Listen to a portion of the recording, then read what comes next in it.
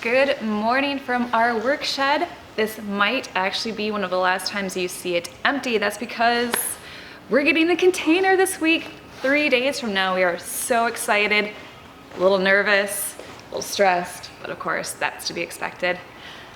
Today is Monday, March 1st, so I guess it is kind of fitting that we're getting back into a proper work week right now to start this off.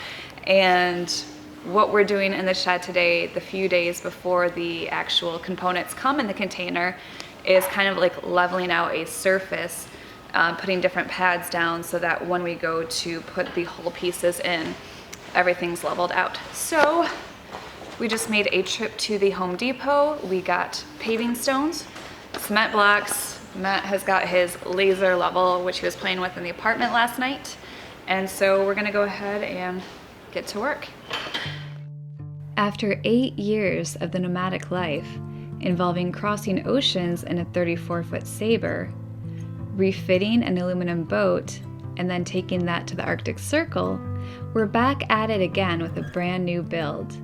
This is Matt, and I'm Jessica. Make sure to hit the subscribe button and join us every week as we start our newest project of building a 42-foot catamaran from the ground up. First step is going to be doing our jig dimensions. It's what kind of supports the boat. Max Cruise just sent us the specs for that as to where kind of those positions need to be.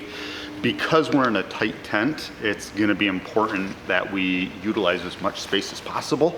So we need to make sure we lay this out properly. So it just goes through and measures from basically the transom. The transom is the starting point. So the stern of the boat is the starting point.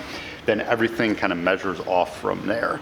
We're going to work backwards because we want the transoms this direction, deeper into our tent, because that's going to make it much easier for us, because our work area is going to be back there. It's going to make it much easier for us just to climb aboard the boat, and in between the bows and the front will give us kind of another workshop up forward then as well. So we think that's going to be the best scenario, best solution for us, is to have the boat facing that direction. So we do need to lay it out that way. So that's how we're starting. It just says from basically the bow section where that seam is, and we measure back from bow joining line to the C-frame. It's 2,513 millimeters, which equals 94 inches. So basically 99 inches.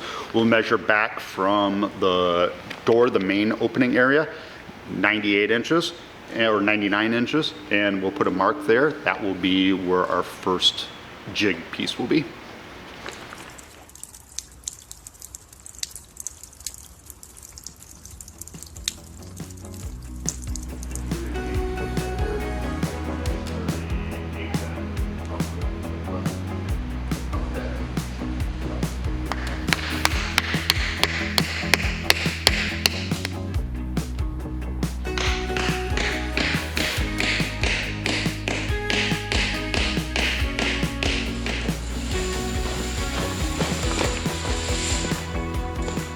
Okay, so we have measuring out 3 feet from the post on this side, 4 feet on this one.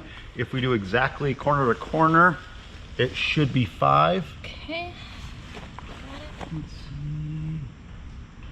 Exactly 5 feet. Perfect. Perfect 90.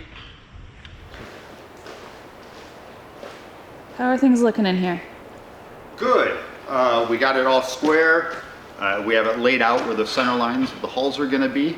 Where the frame's going to be. So now the next step is basically just laying the blocks that are going to make up our kind of our foundation.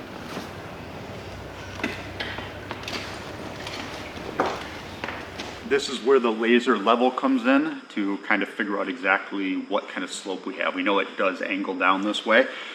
Right here, if we take a look, the laser's pointing right here. So it's right about 2 3/4. Over on this side, and 8 1/4 over here. So we have a pretty big drop coming across. that we need to account for. So I think it's going to require actually stacking up a few bricks over on the side. We'll dig down there a little bit to try to get a little bit more depth to it and bring some of those stones over to this side to build up our base. But it may end up being another 2 bricks on here. Same thing in that corner, and I believe same thing over there too.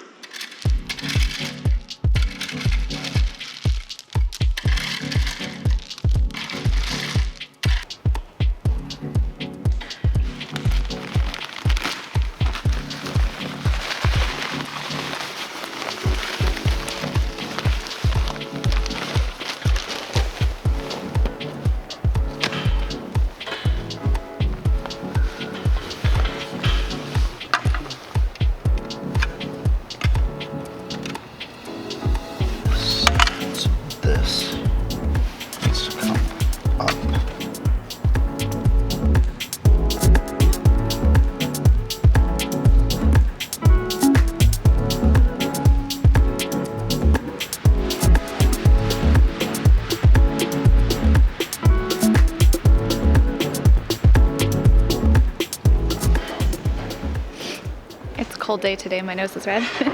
But it is the end of the workday, and if you can see back here, we have our kind of like square, I don't know what I would call it, our space squared out. Maybe you should do this. We'll let Matt do this. Well, end of the day, we are sore, we are dirty, but we did get the pads leveled. We still have to level them with each other, but as it stands right now, they are at least secure and level with themselves. We will get some more bricks to stack on there to kind of balance it out between each corner type of thing. But a lot of it's going to be with shim work, with plywood or whatever it is once we do get the actual stands here or get the frames here. But a successful day. Tonight, it's time to go home and eat and shower. Shower! Over the last few episodes, we've had a lot of you asking where Georgie is and why she hasn't been featured in our episodes lately. And that's simply because while Matt and I pack up a bag every morning to head over to Kentmore Marina, Georgie is usually just hanging out here at our apartment in Eastport, so we haven't been doing any filming here, which is why you haven't seen her. Normally we just open the curtains on our way out the door and she gets to hang out in her little spot of sunshine on the floor. Are you enjoying your spot of sun, Georgie girl? Although once we get back from our long day of work of preparing the tent for the catamaran, she is super cuddly and snuggly, so you can tell she's missed us while we're gone. She's not used to that dynamic in our lives.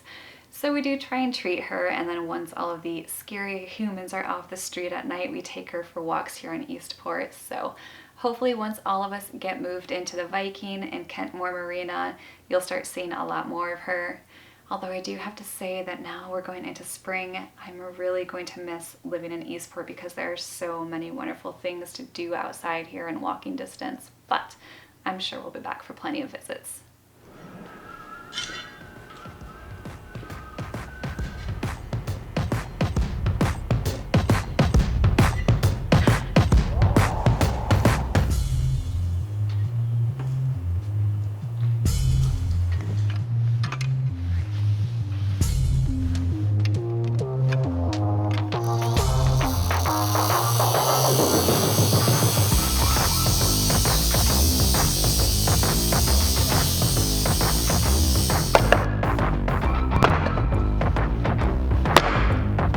Take a good look behind me here because this is the last time our tent is going to be empty until we move the boat out, whenever that is. But it comes tomorrow morning, so we'll start getting the components in here, building the forms, and that is actually what we have been keeping ourselves busy with the past few days. Is behind me here you can see that we've been putting the pads down, which the forms will go on.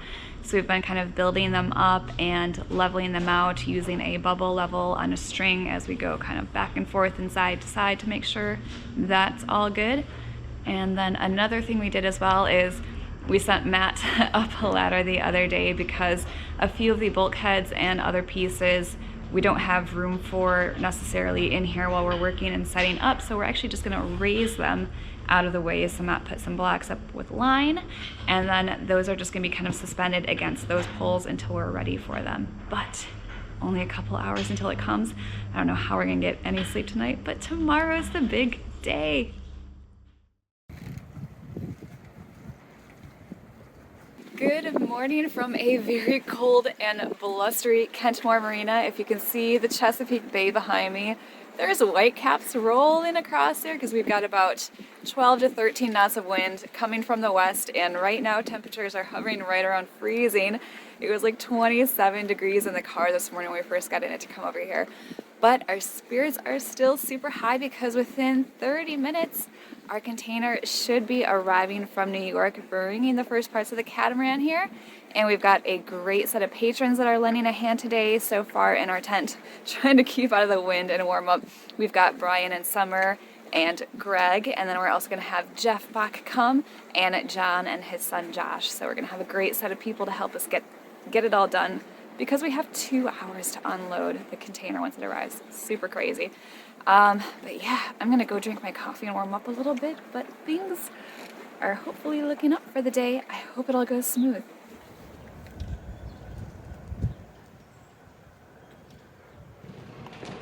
Before we could think about getting the components of the catamaran into the tent, we first needed to move our diesel engines to the back. Until we decide what will be done with them, we just need to get them out of the way.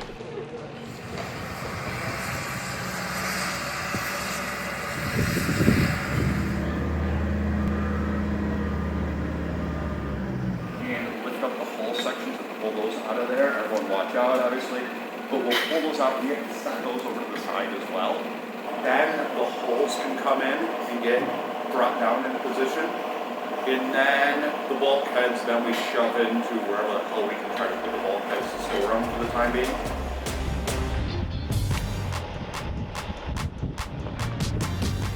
It finally made it here. We've all been sitting around waiting, and honestly my hands are a little bit numb right now, but the excitement starts. Gonna try and get some shots of it coming around, but yay, can't wait to open it up and finally look inside and see our boat in there.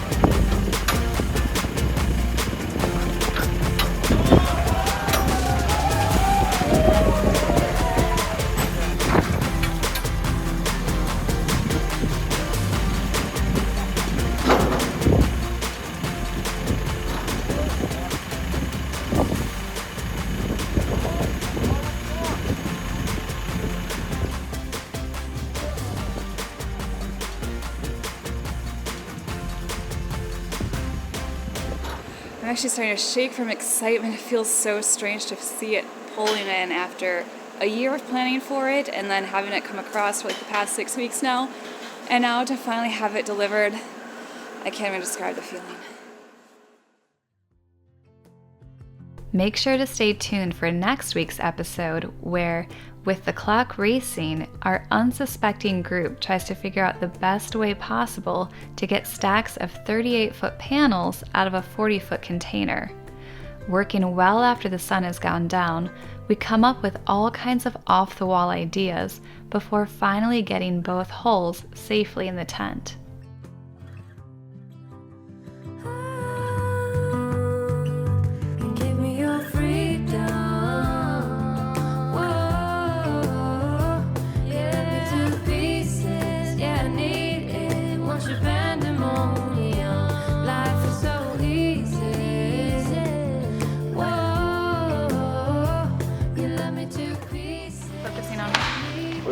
So cool, it's focusing on me.